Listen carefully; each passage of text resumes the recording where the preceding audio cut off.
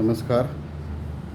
जेव्हा सृष्टीचे अस्तित्वही नव्हते त्यावेळी देवीने आपल्या स्मितहास्याने या ब्रह्मांडाची रचना केली आणि म्हणूनच ही देवी सृष्टीची आद्यशक्ती आहे.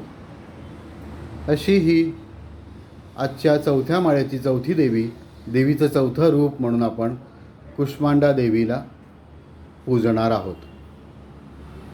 ही कुष्मांडा देवी, हिचं निवासस्थान सूर्यमंडळात असून देवीची प्रतिमा अतिशय तेजपुंज आणि अष्टभुजाधारी आहे.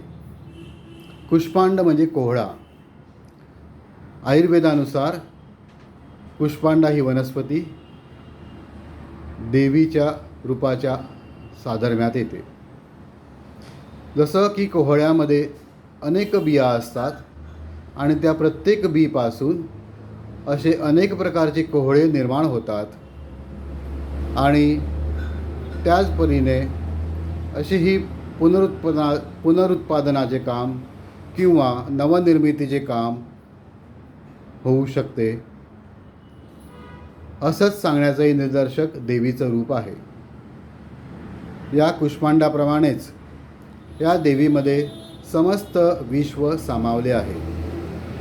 या देवीला गोडाच्या पदार्थांमध्ये मालपुआ हा पदार्थ नैवेद्य म्हणून अर्पण करतात आणि या देवीचा मंत्र आहे ऐं ह्रीं दैवे नमः. धन्यवाद.